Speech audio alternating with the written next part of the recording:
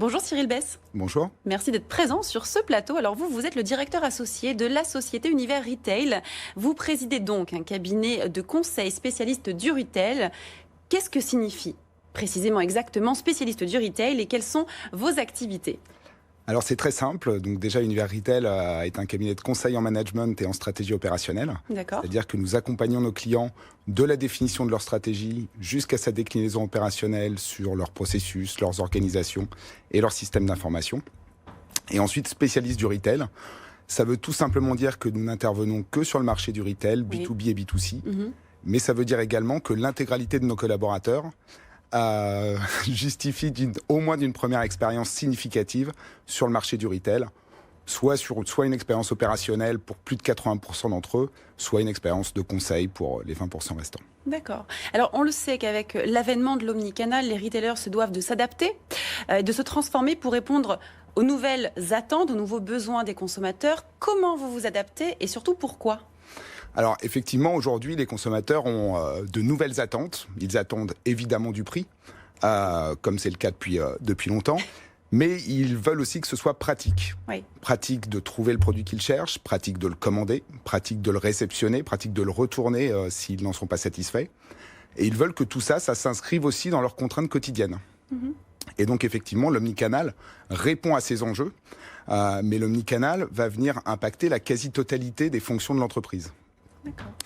Aujourd'hui, la plupart des retailers se revendiquent omnicanal. Pourtant, on constate que finalement, assez peu d'entre eux le sont réellement, et en tout cas le sont complètement. Parce que l'omnicanal va venir impacter à la fois le marketing, mais aussi la supply chain. Oui. Parce que acheminer une palette de produits qu'on n'a pas encore vendus à destination des surfaces de vente, c'est pas la même chose que d'acheminer un produit qu'on a déjà vendu à un client auquel on a promis un délai de livraison. Mais ça va impacter la finance, parce que le canal qui transforme la vente n'est pas forcément celui qui détient le stock. Donc il va falloir définir des règles d'attribution du chiffre d'affaires, par exemple. Ça va impacter les magasins, parce que nécessairement l'omnicanal vient modifier le parcours client-magasin.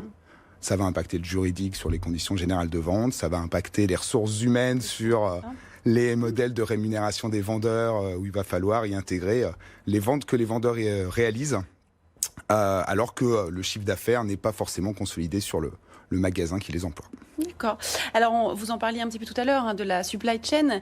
Comment optimiser cette gestion de la supply chain afin d'aider les entreprises à améliorer leur performance opérationnelle concrètement? Quels sont vos conseils? Alors, déjà, nous, on intervient sur l'ensemble de la chaîne de valeur de la supply chain pour aider nos clients, d'une part, à améliorer leur performance opérationnelle, comme vous l'évoquez, pour aller chercher de nouveaux gisements de marge, mais aussi pour améliorer la promesse client tout en continuant à la garantir. D'accord. Donc, ça passe par exemple, par la stratégie achat, où on accompagne certains de nos clients dans un contexte marketplace pour définir avec eux les produits qu'ils doivent continuer à acheter, les produits qu'ils doivent continuer à stocker, mais aussi les produits qu'ils doivent pousser en marketplace, avec un juge de paie en général qui est la marge sur coût variable. On les accompagne dans l'amélioration de leur provision de vente et de leur stratégie d'approvisionnement pour réduire leur couverture de stock, c'est-à-dire réduire le stock immobilisé à un instant T. On les accompagne également dans l'optimisation de leur logistique opérationnelle, de leur gestion d'entrepôt pour aller chercher des gains de productivité par la mécanisation par exemple. Oui. Et pour finir, on les accompagne sur le redéploiement de leur stock au travers de la refonte de leur schéma de distribution et de leur schéma d'implantation.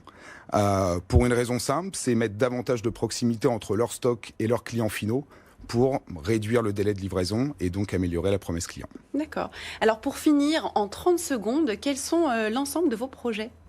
Alors, 30 secondes ne suffiront jamais à donner l'ensemble des décrire l'ensemble de nos projets. Mais donc j'en citerai deux. À court terme, c'est poursuivre notre conquête du marché lillois, puisque la région Nord est un bassin historique du retail en France. Et le deuxième, plutôt à moyen terme, c'est de se déployer à l'international, même si nous accompagnons déjà certains de nos clients à l'international, notamment sur la conquête de nouveaux marchés. On souhaite à moyen terme s'implanter physiquement sur certains pays. Eh bien, c'est ce qu'on vous souhaite. En tout cas, merci d'avoir été présent, Cyril Bess. Merci à vous.